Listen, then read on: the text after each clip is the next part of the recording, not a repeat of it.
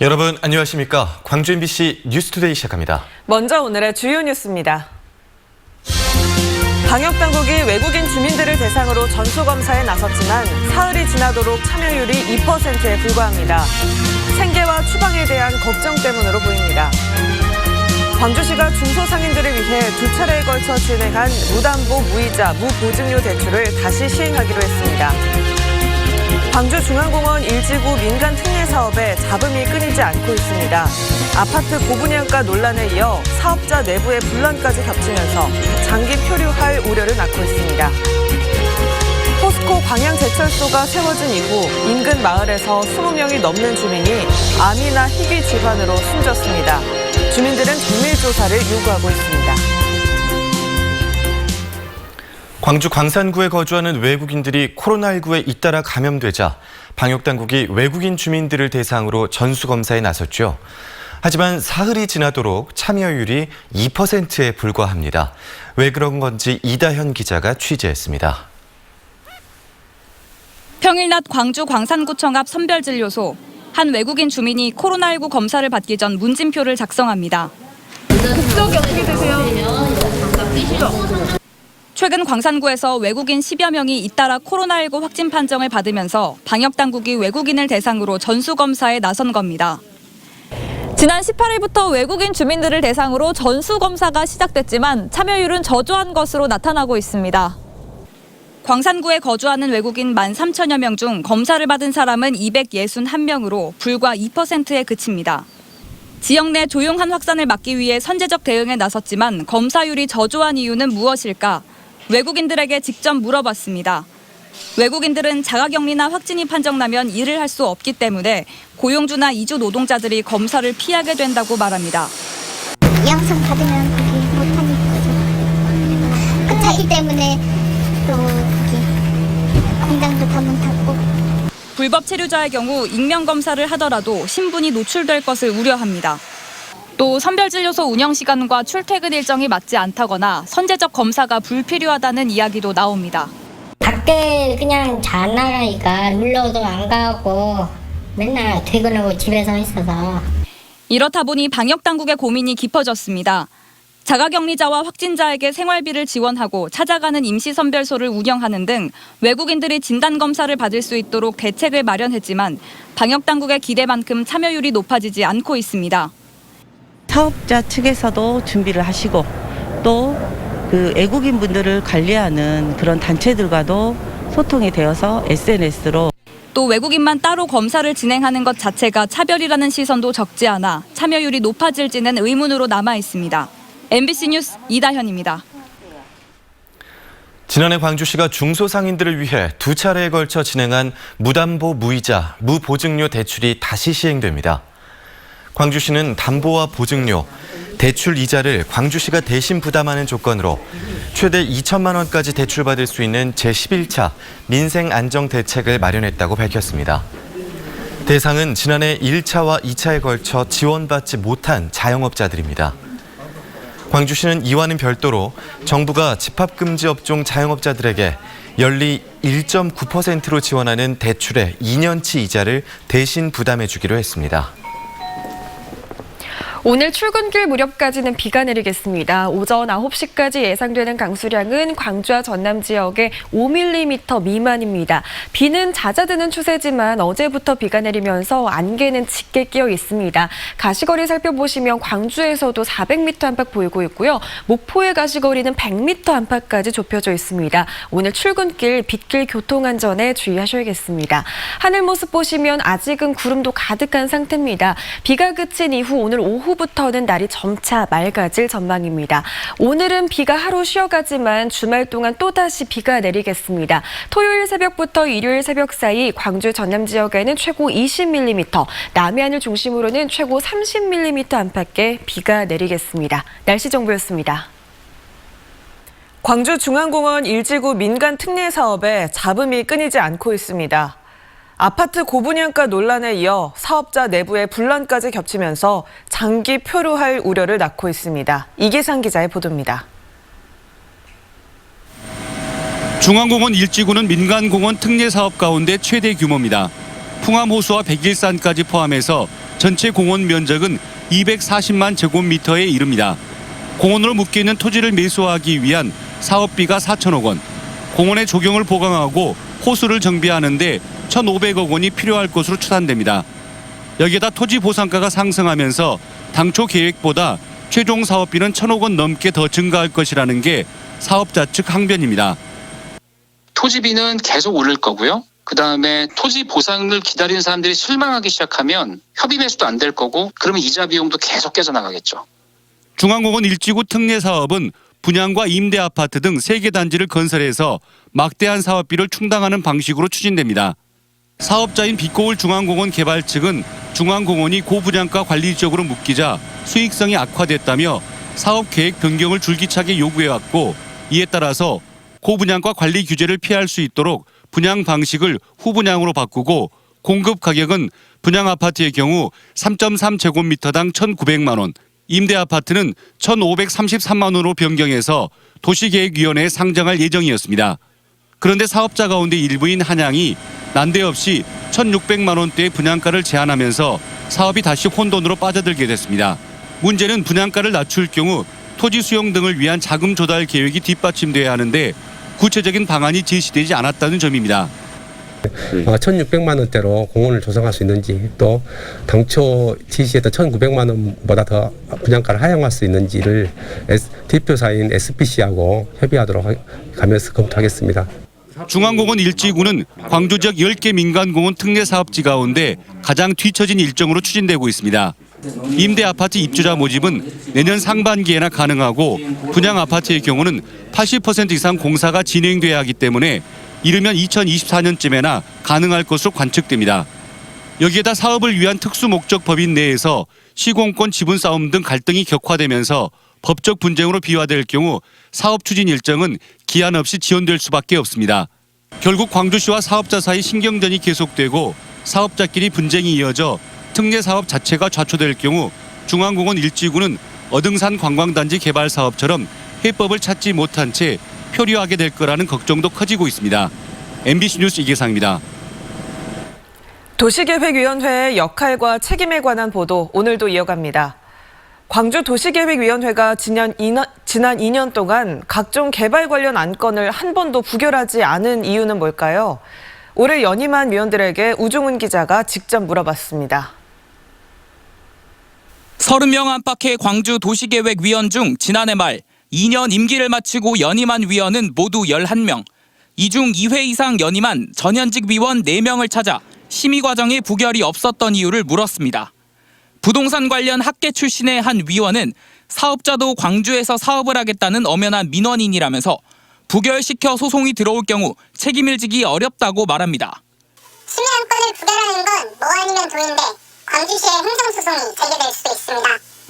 또 다른 학계 출신 도시계획위원은 소신을 펼치고 싶어도 현재 위원 구조상 어쩔 수 없다는 입장입니다. 안건에 이의를 제기해 결정을 유보시켜도 결국 표결로 이어져 다수의 지자체와 사업자 측 의견을 따를 수밖에 없다는 겁니다. 위원회에서 보류를 시켜도 계속 안건이 올라오면 막을 도리가 없습니다. 안건을 계속 올리지 않는 광주시장의 노력이 필요합니다. 광주시 공무원이 사전 검토를 하고 올린 안건에 위원들 간 이견이 있는 경우가 많지만 법적인 문제가 없다면 부결하기 힘들다는 이유도 있습니다. 고층 아파트 건설처럼 도시 미관을 해칠 우려가 있지만 어쩔 수 없이 하게 되는 경우가 많습니다. 이에 대해 시민사회는 부결 없는 도시계획위원회가 결국 사업자들이 사업하기 좋은 환경만 만들었다고 지적했습니다. 사실 도시계획심의위원회는 사업자나 관의 사업을 합리화시켜주는 게 아니라 중심을 잡아주는 역할을 해야겠죠. 광주의 고층 빌딩만 우후죽순 들어서는 현실을 막으려면 광주도시계획위원회가 견제의 기능을 잃지 말아야 한다는 지적이 나옵니다. MBC 뉴스 우종훈입니다. 인공지능을 기반으로 한 헬스케어 사업을 광주시와 경기도, 부산시가 공동으로 추진합니다. 광주시는 다음 주 금요일 오후 2시 광주시청에서 AI 헬스케어 플랫폼 구축 사업 결성식을 연다고 밝혔습니다. 이 사업은 AI 집적단지를 조성하고 있는 광주와 연구시설이 있는 경기도, 의료산업 인프라가 좋은 부산시가 함께 경쟁력 있는 헬스케어 기업을 육성한다는 내용으로 모두 1,800억 원이 들어갑니다. 이 자리에는 유력 대선 주자인 이재명 경기지사가 참석할 예정이어서 또 다른 관심을 끌고 있습니다. 포스코 광양제철소가 세워진 이후 인근 마을에서 20명이 넘는 주민이 암이나 희귀 질환으로 숨졌습니다. 주민들은 제철소에서 날아오는 쇳가루 때문일 가능성이 높다며 정밀 조사를 요구하고 있습니다. 조희원 기자가 취재했습니다. 집안 곳곳에 쇳가루가 쌓이고 시도 때도 없는 악취에 시달리는 여수시 묘도동. 주민들은 바다 건너 제철소로부터 날아오는 쇳가루와 각종 유해 물질이 건강에도 심각한 악영향을 미치는 것으로 보고 있습니다. 주민들은 광양제철소가 세워진 이후 200만 분인 이 작은 마을에서 26명이 암이나 희귀 질환으로 숨졌다고 주장합니다. 주민들의 기억에 의존한 자체 집계이긴 하지만 전국 평균 암 유병률인 3.9%와 비교하면 약 3배나 차이가 납니다. 우리 어렸을 때만 해도 제철이 생기기 전까지만 해도 자연사가 많았습니다. 나이 드신 분들은. 근데 지금 현재는 거의 한 80~90%가 암으로 돌아가시는 상황입니다. 실제로 마을 토박이었던 김소신 씨의 남편도 암으로 세상을 떴고 화장실 갔다 오면서 아이고 굵고 그냥 거서더라 그래 왜 그래 안깨로 나가 이 양반이 아프냐 그래 병원에 간깨로 제가 암이라대요. 정종식 씨 역시 이 마을에 이사 온 지 12년 만에 희귀암으로 아내를 잃었습니다. 갑자기 이가 아프다 해가지고 치과에 갔더니 큰 병원에 가버려서 가가지고 골육종 진단을 받았어. 김흥주 씨도 지난해 2월 원인을 알 수 없는 피부 질환으로 아버지를 떠나보냈습니다. 이 피부 쪽 있잖아요. 이 안쪽 피부 쪽에 양이 사방 천지로 염증이 퍼져서 이제 고생하시다가 이제 사실 돌아가셨죠. 마을 주민들은 비염 같은 만성적인 호흡계통 질환은 대부분 겪고 있다고 주장합니다. 국립환경과학원이 지난 2013년 실시한 조사에서는 여수와 광양산단 영향권에 속하는 지역 주민들의 혈중 납과 수은, 카드뮴 등의 수치가 높게 나타났고 기관지염이나 피부질환도 유의하게 높은 경향을 보였습니다. 최근에도 과학원은 제철 산업단지 인근 지역에서 호흡기 질환과 피부염 등이 상대적으로 많이 발생한다고 밝혔습니다. 전문가들은 마을 주민들만을 상대로 세밀한 전수조사를 할 필요가 있다고 보고 있습니다. 문제가 있다면 당연히 해봐야 되겠죠. 문제가 있다면 인원이 많지 않기 때문에 200명 정도는 전수조사를 해도 무리하지는 않을 것이다. 주민들은 포스코 측이 마을에 복지회관을 짓고 관광여행을 보내주는 등의 회유책만 쓸 뿐 근본적인 보상 대책은 내놓지 않고 있다고 불만을 표시하고 있습니다. 이에 대해 포스코 측은 입장 표명할 것이 없다는 답변을 전해왔습니다. MBC 뉴스 조희원입니다. 일부 의원을 단체들이 최근 논란을 빚고 있는 문흥식 5.18 구속 부상자회 회장의 퇴진과 검찰 수사를 촉구했습니다. 5.18 민중항쟁 기동타격대 등 8개 단체는 문 회장이 수익사업을 위한 계약을 진행하면서 이사회나 총회의 심의를 거치지 않고 사업을 추진해 회원들의 공분을 사고 있다고 주장하며 문 회장의 퇴진을 촉구했습니다. 또 수익사업업체로부터 억대의 금품을 받았다는 의혹이 있는 만큼 검찰이 즉각 수사해야 한다고 촉구했습니다.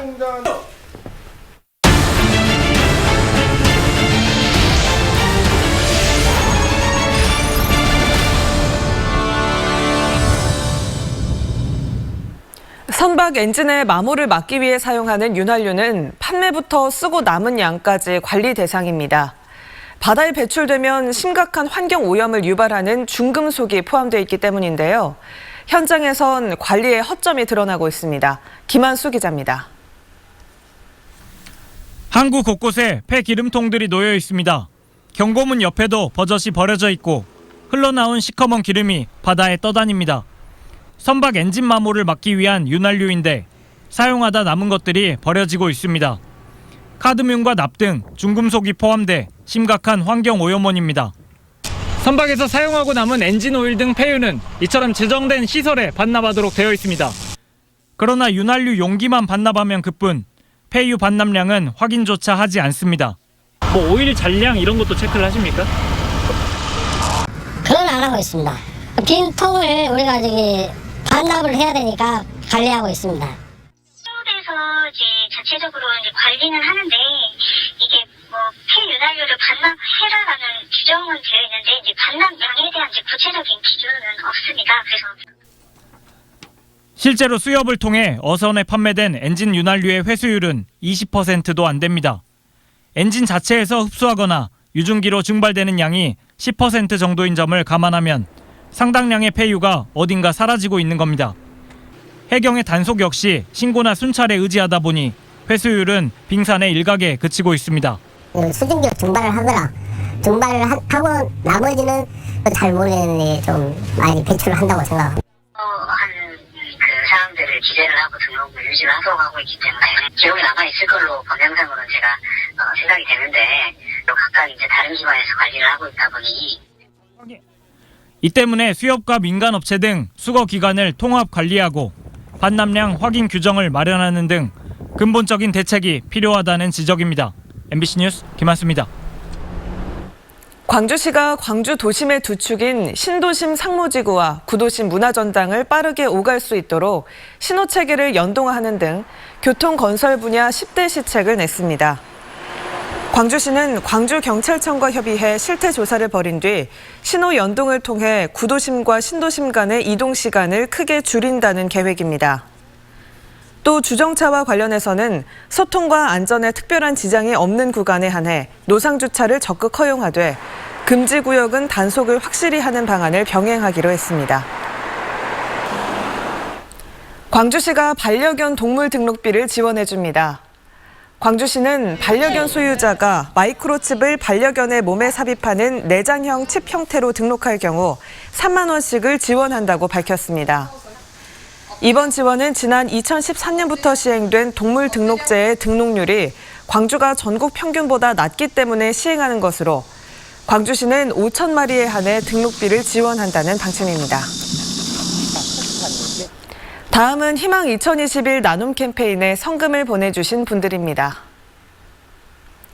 장성군 진원면 산동 1, 2 주민들이 24만 원, 용산 3리 초동마을 주민들이 16만 원, 용산 1, 2 두월마을 주민들이 18만 원, 항림 1, 2 항림마을 주민들이 8만 원, 진원 1, 2 주민들이 30만 원, 용산 1, 2 주평마을 주민들이 12만 원, 선적 1, 2 석전마을 주민들이 5만 원, 담양군 월산면 월평마을 주민들이 15만 원, 농암마을 주민들이 9만 원, 신계마을 주민들이 13만 원, 복정마을 주민들이 22만 원, 중방마을 주민들이 16만 원, 오성마을 주민들이 18만 원, 능주면 김지원 씨가 20만 원, 능주 중학교 학생들이 10만 원, 능주면 조화미용실 황저목 대표가 10만 원, 곡성군 목사동면 공북 2구 마을 주민들이 10만 원, 대곡 1구 마을 주민들이 10만 원,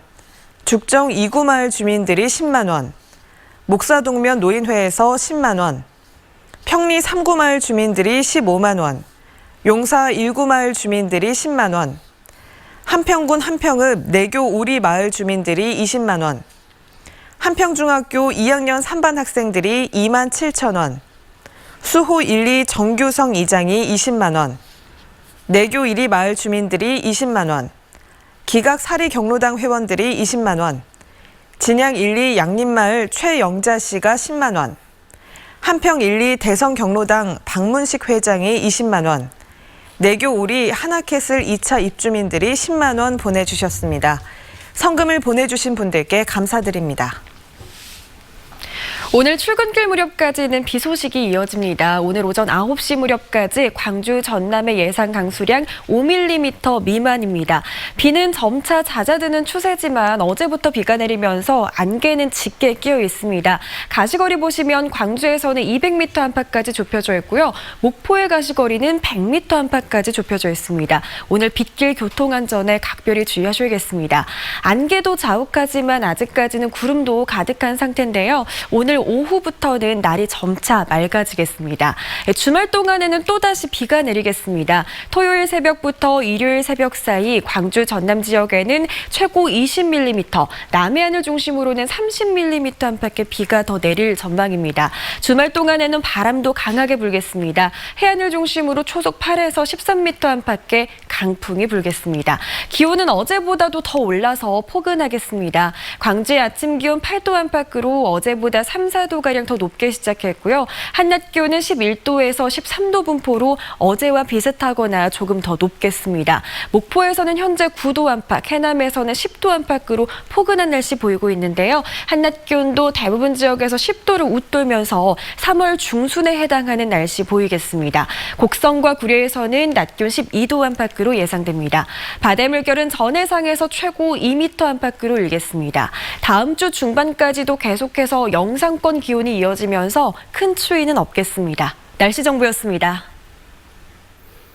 이상으로 광주 MBC 뉴스투데이를 마칩니다. 함께해 주신 여러분 고맙습니다.